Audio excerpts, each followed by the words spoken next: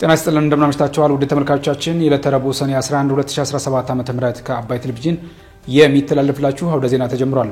በምሽቱ ዜና ውጃችን በርካታ ዘገባዎችን ወደ እናንተ እናደርሳለን። የቢዝነስና ምጣኔ ሀብት ዘገባችንም ሰዓቱን ጠብቆ ወደ እናንተ ይቀርባል። አውደ ዜናውን እየመራው ደግሞ እኔ ካስኝር ጋር ከእናንተ ጋር ቆይታ አድርጋለሁ። አብራችሁ እንድትቆዩ ጋብዛለሁ። በመጀመሪያው ክፍለ ጊዜ የመረጃ ጥንቅራችን ምርጫ ቦርድ ዲሞክራሲያዊ ስምረት ትግራይ ፓርቲ በትግራይ ክልል እንቅስቃሴ ለማድረግ የሚያስችል ድጋፍ እንዲደረግለት መጠየቁ ስለመገለጹ፣ ጠቅላይ ሚኒስትር አብይ አህመድ ከተፎካካሪ ፖለቲካ ፓርቲዎች ጋር በወቅታዊ ጉዳዮች ዙሪያ መነጋገራቸውንና ኢትዮጵያና ሞሮኮ የጋራ ወታደራዊ ኮሚሽን በማቋቋም የመከላከያ ትብብር ስምምነት መፈራረማቸውን የተመላከቱ መረጃዎችን ጨምሮ ሌሎች ጉዳዮችን ወደ እናንተ እናደርሳችኋለን። አብራችሁን ቆዩ። ወደ ቀዳሚው ዜና አለፍን። ምርጫ ቦርድ ዲሞክራሲያዊ ስምረት ትግራይ ፓርቲ በትግራይ ክልል እንቅስቃሴ ለማድረግ የሚያስችል ድጋፍ እንዲደረግለት ጠየቀ። በኢትዮጵያ ምርጫ ቦርድ ከወራት በፊት ምዝገባውን አከናውኖ የፓርቲውን አደረጃጀት ቅርጽና አጠቃላይ ትግል ስልቶች በማስተዋወቅ ላይ የሚገኘው በነጌታቸው ረዳ የሚመራውና ከህወሓት በወጡ አመራሮች የተመሰረተው ዲሞክራሲያዊ ስምረት ትግራይ ወይም ስምረት በትግራይ ክልል የተለያዩ እንቅስቃሴዎችን ሊያደርግ መሆኑን አስታውቋል። ይህንን እንቅስቃሴ ለማድረግ የሚያስችል የድጋፍ ደብዳቤ የኢትዮጵያ ምርጫ ቦርድ ለትግራይ ክልል ጊዜያዊ አስተዳደር ጽፏል። ስምረት በማህበራዊ ትስስር ገጹ ላይ ባጋራው ጽሑፍ የምርጫ ቦርድ መረጃ የክልላዊ የፖለቲካ ፓርቲ ጊዜያዊ የምዝገባ ፈቃድ የተሰጠው መሆኑን በመግለጽ ለፓርቲው ድጋፍ እንዲደረግለት ጠይቋል። ፓርቲው በትግራይ ክልል በሁሉም ዞኖች፣ ወረዳዎች፣ ከተሞችና ቀበሌዎች ተንቀሳቅሰው አባላትን ለመመልመል የትግራይ ክልል ጊዜያዊ አስተዳደር እንቅስቃሴያችንን አውቆ አስፈላጊውን ድጋፍ እንዲያደርግለት በቦርዱ በኩል የትብብር ደብዳቤ እንዲጻፍለት ጥያቄ አቅርቧል ያለው ቦርዱ በዚህም ይህንን ድጋፍ ደብዳቤ መጻፉን አስታውቋል። የትግራይ ክልል ጊዜያዊ አስተዳደር ዲሞክራሲያዊ ስምረት ትግራይ ወይም ስምረት መስራቾች ፓርቲውን ለማስመዝገብ የሚያስፈልጉ ተግባራትን ለማከናወን ይረዳቸው ዘንድ በትግራይ ክልል ለሚደረጉት እንቅስቃሴ አስፈላጊውን ሁሉ ትብብር እንዲደረግላቸው ምርጫ ቦርድ በደብዳቤው ላይ አንስቷል። ፓርቲው በቅርቡ ይፋ ባደረገው መረጃም በሁሉም ዞኖች አደረጃጀት ለመፍጠር የተንቀሳቀሰ መሆኑን ያስታወቀ ሲሆን እስከ ምስረታ ጉባኤ ድረስ በትግራይ በሁሉም ዞኖችና ወረዳዎች መድረኮችና ውይይቶች እንደሚያካሂድም ጨምሮ ገልጿል። ፓርቲው ጨምሮም የአካባቢውና የሀገሪቱን አጠቃላይ ሁኔታ ታሳቢ ያደረገ እንዲሁም ትግራይ ውስጥ በተለይም አርሶ አደሩ በወጣቱና በሙሩ የተቀጣጠለ ያለው የለውጥ ፍላጎት ለማሟላት ታሳቢ ያደረገ አስተሳሰብ ይዤ መጥቻለሁም ሲል ገልጿል። ጠቅላይ ሚኒስትር አብይ አህመድ ከተፎካካሪ ፖለቲካ ፓርቲዎች ጋር በወቅታዊ ጉዳዮች ዙሪያ ተወያዩ። ጠቅላይ ሚኒስትር አብይ አህመድ ከተፎካካሪ ፖለቲካ ፓርቲዎች ጋር በዛሬው ዕለት በወቅታዊ ጉዳዮች ዙሪያ መነጋገራቸውን ገልጸዋል። በፖለቲካ ፓርቲዎች የጋራ ምክር ቤት በኩል የውይይት ግብዣ የቀረበላቸው የፖለቲካ ፓርቲዎች እያንዳንዳቸው ተወካዮችን እንዲመድቡ ጥሪ መቅረቡም ተጠቅሷል። ውይይቱን አስመልክተው በማህበራዊ ትስስር ገጻቸው ላይ መረጃ ያጋሩ ጠቅላይ ሚኒስትር አብይ አህመድ የፖለቲካ ምህዳርን መክፈት በ2010 ዓ.ም የወሰነው ቁልፍ ውሳኔ ነው ብለዋል።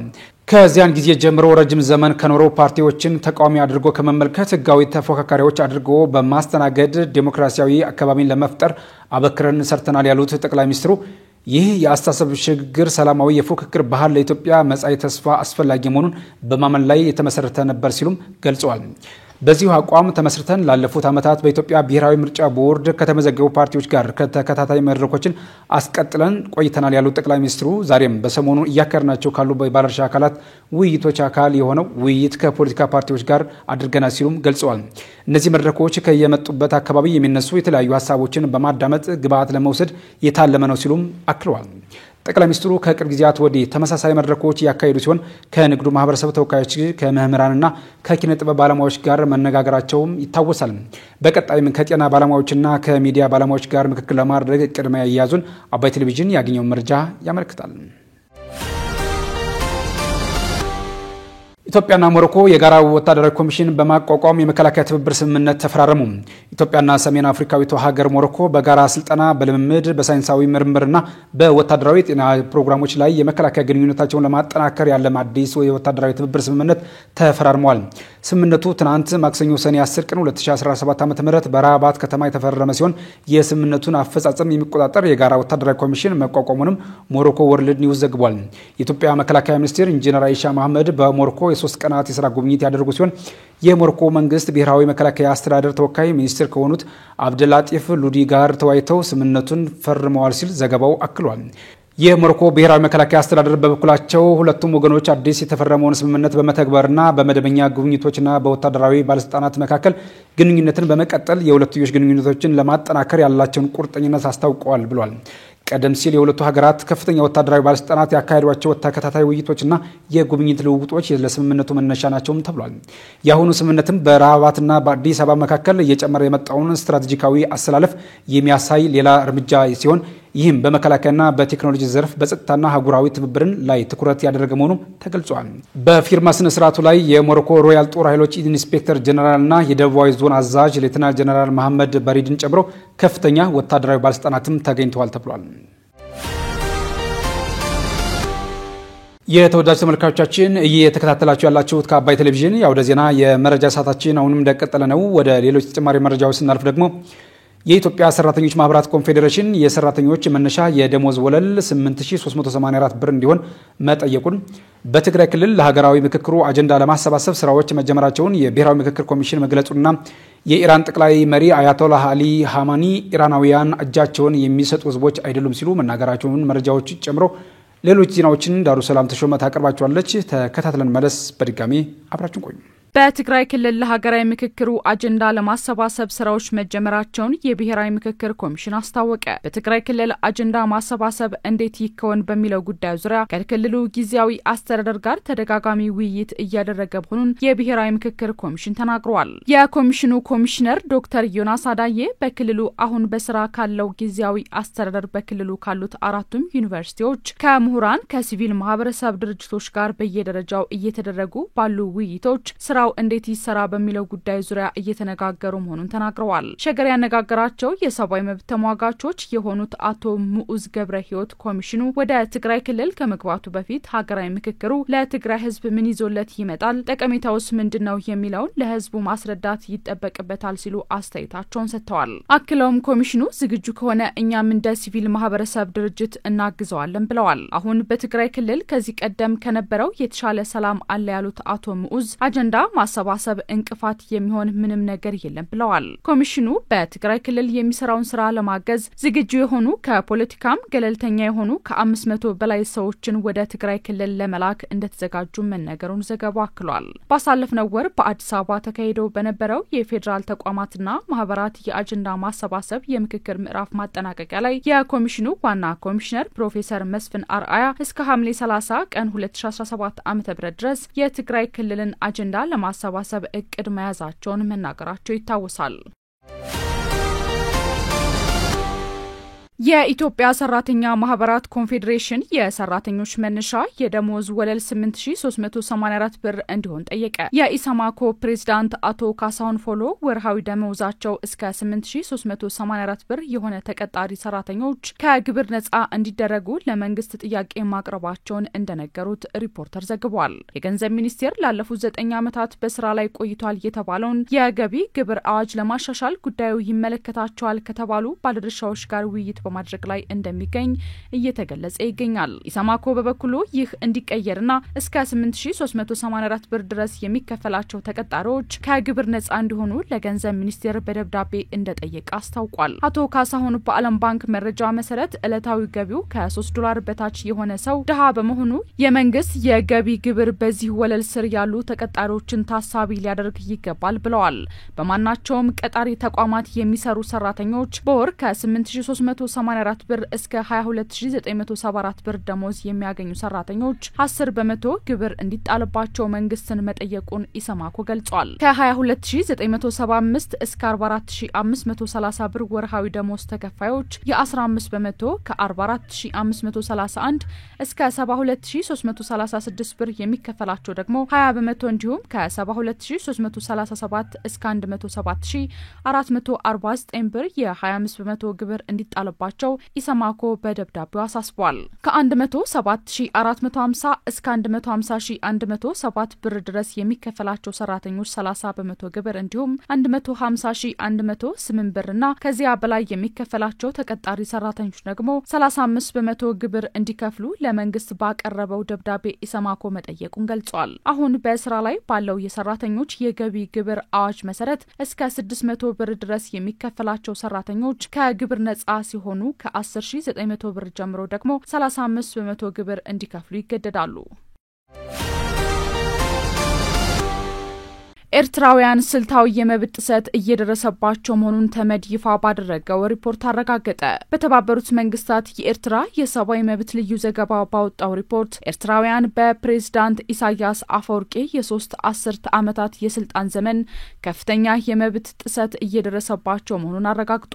በአፍሪካ ቀንድ ወደ 3.5 ሚሊዮን የሚጠጋ ህዝብ ያላት ኤርትራ አንዳንድ ጊዜ የአፍሪካ ሰሜን ኮሪያ በሚል ቅጽል ስም እንደምትታወቅም ሪፖርቱ የጠቆመ ሲሆን በዓለም ላይ ከመብት ጋር በተያያዘ ይፋ በሚደረግ የሀገራት መመዘኛ ዝርዝር ኤርትራ ሁሌም መጨረሻ ቦታ ላይ እንደምትገኝ አንስቷል። በተባበሩት መንግስታት የሰብአዊ መብቶች ጉዳይ የኤርትራ ልዩ ዘጋቢ መሐመድ አብዱል ሰላም ባቢከር ከትላንት በስቲያ ሰኞ ጄኔቫ ስዊዘርላንድ ላይ በተካሄደው የመሪዎች ጉባኤ ላይ ባደረጉት ንግግር በኤርትራ የሚታዩት የመብት ጥሰቶች ስልታዊ መሆናቸውን አንስተው አስቸኳይ ተጠያቂነት እንደሚያስፈልግም አስረድተዋል። ኤርትራ ነጻነቷን ካገኘች ጀምሮ በኢሳያስ አፈወርቂ መሪነት በበላይነት እየተመራች የምትገኝ ሲሆን ፕሬዝዳንት ኢሳያስ ተቃውሞዎችን በኃይል በማፈን ለተደጋጋሚ ጊዜያቶች ተቃዋሚዎቻቸውን በአስፈሪ ሁኔታ ለብዙ አስርት ዓመታት ያለ ፍርድ አስረው እንደሚገኙም ጠቅሰዋል።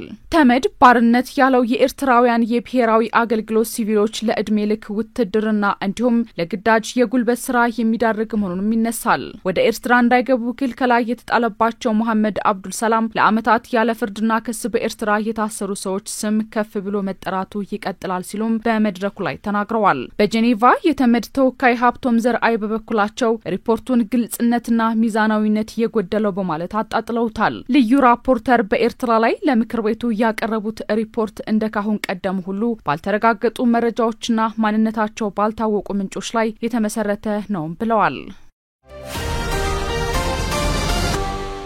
የኢራን ጠቅላይ መሪ አያቶላህ አሊ ካሚኒ ኢራናውያን እጃቸውን የሚሰጡ ህዝቦች አይደሉም ሲሉ ተናገሩ። የኢራን ጠቅላይ መሪ አያቶላህ አሊ ካሚኒ ህዝቧንና ታሪኳን የሚያውቁ ብልህ ሰዎች ይችን ሀገር በዛቻ ቋንቋ በፍጹም አይናገሯትም፣ ምክንያቱም ኢራናውያን እጃቸውን የሚሰጡ ህዝቦች አይደሉም ሲሉ ተናግረዋል። የአሜሪካው ፕሬዝዳንት ዶናልድ ትራምፕ ኢራናውያን ያለምንም ማወላወል እጅ መስጠት አለባቸው በማለት መናገራቸውን ተከትሎ አስተያየታቸውን የሰጡት አያቶላህ አሊ ካሚኒ በቴሌቪዥን በተላለፈው መልእክታቸው ማንኛውም አይነት የአሜሪካ ወታደራዊ ጣልቃ ገብነት በማይጠገን ጉዳት ምላሽ እንደምንሰጥ ጥርጣሬ አይግባችሁ ሲሉ ተደምጠዋል። አክለውም ኢራን በግድ የሚጫንባትን ሰላምም ሆነ ጦርነት አትቀበልም ብለዋል። ዶናልድ ትራምፕ በበኩላቸው ጠቅላይ መሪ እየተባሉ የሚጠሩት ግለሰብ የት እንደተደበቁ በትክክል እናውቃለን ያሉ ሲሆን ለጊዜው አንገላቸውም ሲሉ በማህበራዊ ሚዲያ ገጻቸው ላይ አጋርተዋል። ጦርነቱ ቀጥሎ እየተካሄደ ባለበት በዚህ ጊዜም እስራኤል የኢራን የዩራኒየም ማብላያዎችን መደብደቧን ገልጻለች። ይህንን ጥቃት በተመለከተ መረጃ ያወጣው ዓለም አቀፉ የአቶሚክ ኢነርጂ ኤጀንሲም በኢራን ውስጥ 2 የዩራኒየም ማብላያ ተቋማት መጎዳታቸውን መረጃ አለኝ ብለዋል። የኒውክሌር ፊዚክስ ሊቅና የቀድሞ የተመድ የኒውክሌር ተቆጣጣሪ ዴቪድ አልብራይት የፎርዶን የኒውክሌር ተቋም ለማውደም አስቸጋሪ ሊሆን እንደሚችልም ተናግረዋል። አክለውም የኒውክሌር ጣቢያ ከመሬት በታች 80 ሜትር ጥልቀት ላይ የሚገኝ መሆኑን ገልጸዋል። የግጭቱን መጀመር አስመልክተው መግለጫ የሰጡት የእስራኤል ውጭ ጉዳይ ሚኒስትር በበኩላቸው የኢራን መሪዎች እስራኤልን ለማጥፋት መዛታቸውን ተከትሎ ኢራን ላይ ጥቃት መፈጸም የመጨረሻ አማራጫችን ነበር ሲሉ ጠቅሰዋል። የኢራን መንግስት በበኩሉ እየተካሄደ ባለው ግጭት በአየር ክልሉ ላይ በፈጸመው ጥቃት የእስራኤልን ዘመናዊ ድሮን መትቶ መጣሉን ገልጿል። ከአባይ ቴሌቪዥን የምሽት ዘገባዎች እንደቀጠሉ ናቸው። ውድ ተመልካቾቻችን አሁን ደግሞ የቢዝነስና ምጣኔ ሀብት ጉዳዮች የሚቀርቡበት ሰዓት ላይ ደርሰናል። መረጃዎችን ሰላማዊት ጌታሰው ይዛለች። ተከታተለን መለስ። በድጋሚ አብራችሁን ቆዩ።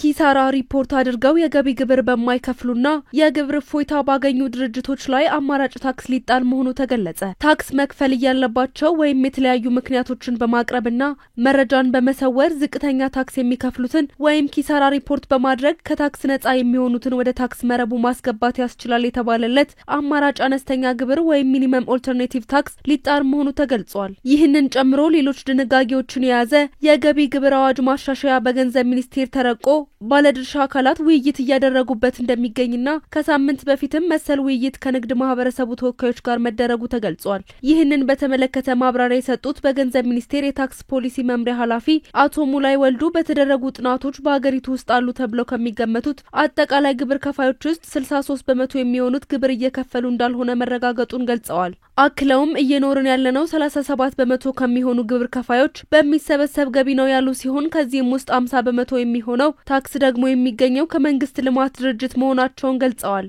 በመሆኑም መንግስት የሚሰጣቸውን እየተጠቀሙ ታክስ አለመክፈል አይቻልም ያሉት አቶ ሙላይ ይህንን ሁኔታ ለመቀየር አማራጭ አነስተኛ ግብር መጣል አለበት የሚል ምክረ ሀሳብ ለመንግስት መቅረቡን መናገራቸውን ሪፖርተር አስነብቧል። በዚህም መሰረት በኪሳራ ምክንያት 30 በመቶ የገቢ ግብር መክፈል ያልቻሉ ድርጅቶች በአጠቃላይ ዓመታዊ ገቢያቸው ላይ 2 በመቶ አማራጭ አነስተኛ ግብር እንዲጣል ምክረ ሀሳብ መቅረቡን የተገለጸ ሲሆን ይህንን የግብር አይነት ተግባራዊ ሲደረግም በአመት በትንሹ 15 ቢሊዮን ብር ወይም ከሀገሪቱ አጠቃላይ ምርት ወይም ጂዲፒ 0.2 በመቶ የሚሆን ገቢ ሊገኝ እንደሚችል ተገልጿል። ከዚህ በተጨማሪም በስራ ላይ ባለው የገቢ ግብር አዋጅ የተቀመጡት ደረጃ ሀ፣ ደረጃ ለ እና ደረጃ ሐመርሃ ወደ 2 ዝቅ ተደርገው በደረጃ ሀ እና በደረጃ ለ ስር ለማጠቃለል የሚያስችል ድንጋጌ በረቂቅ አዋጁ መካተቱን ገልጸዋል።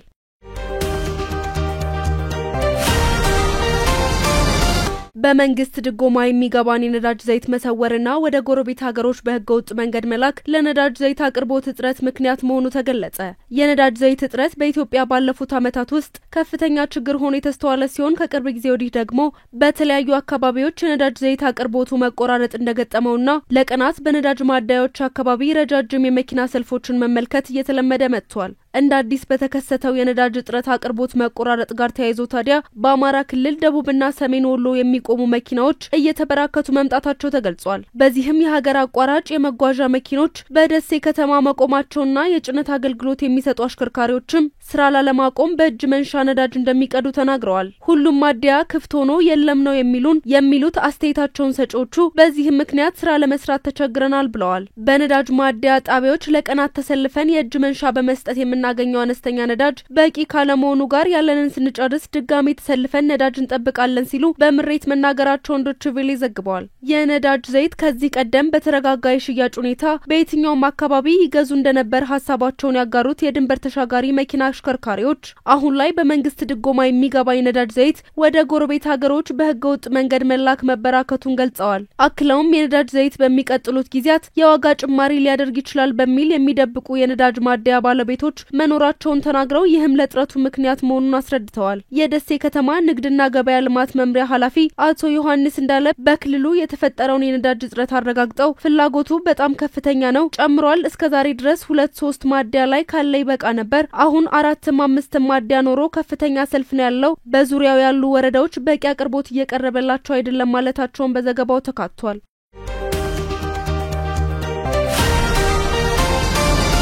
ለ2018 ዓመተ ምህረት የቀረበው ረቂቅ በጀት ትኩረት ለተሰጣቸው ተግባራት እንዲውል ጥልቅ ምልከታ ማድረግ አስፈላጊ መሆኑ ተጠቆመ።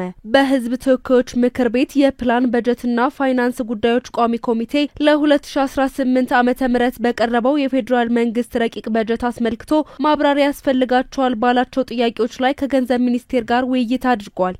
በዚህ መሰረት ረቂቅ በጀቱ ከበጀት ምንጭ አኳያ ሀገርን በማሳደግ የዜጎችን ተጠቃሚነት እውን ከማድረግ ልማትን በቀጣይነት ከማስቀጠል ድህነትን ከመቀነስ አኳያ ጥያቄዎች ተነስተዋል። በገንዘብ ሚኒስቴር ሚኒስትር ዴኤታ ዶክተር ኢዮብ ተካልኝ የ2018 ዓመት በጀት በዋናኝነት በሀገር ውስጥ ገቢ የሚበጀት ሲሆን ቀሪው ከውጭ የልማት አጋሮች በሚገኝ ድጋፍና ወለድ የማይከፈልባቸው የችሮታ ጊዜ ያላቸውን የብድር አቅርቦቶች ብቻ ማዕከል በማድረግ የበጀት ጉድለትን ለማሟላት የሚጠቀምበትን ስልት መደገፉን አስረድተዋል። ረቂቅ በጀቱ የአየር ንብረት ለውጥን፣ የዜጎችን የአካል ጉዳተኞችን በተለይ የሴቶችና ህጻናት ተሳትፎና ተጠቃሚነት በሚያረጋግጥ መልኩ መታቀዱን ሚኒስትር ዴኤታው ገልጸዋል። ሚኒስትር ዴኤታው የአምራች ዘርፉ በሀገር ሁለንተናዊ ኢኮኖሚ እድገት ላይ ጉልህ አስተዋጽኦ እንዲኖረው መታቀዱን አብራርተዋል። የፕላን በጀትና ፋይናንስ ጉዳዮች ቋሚ ኮሚቴ ሰብሳቢ አቶ ደሳለኝ ወዳጄ በበኩላቸው ሀብትን በአግባቡ መጠቀም ይቻል ዘንድ በሁሉም ዘርፍ የኤሌክትሮኒክስ ግዢን በተሟላ መንገድ ተግባራዊ ማድረግ እንደሚገባና በጀትን በቁጠባ መጠቀም እንደሚገባ አሳስበዋል። የቋሚ ኮሚቴው ምክትል ሰብሳቢ ዶክተር አብርሃም አለማየሁ በበኩላቸው ያለውን የታክስ አሰባሰብ ክፍተት ግን በጥልቅ ማየት እንደሚገባ አጽንኦት ሰጥተዋል። ስትከታተሉት የነበረው የዕለተ ረቡዕ ሰኔ 11 2017 የምሽት መረጃችን ይህንን ይመስል ነበር። አብራችሁን ስለነበራችሁ ምስጋናችን ከልብ ነው። በያላችሁበት መልካም ምሽት።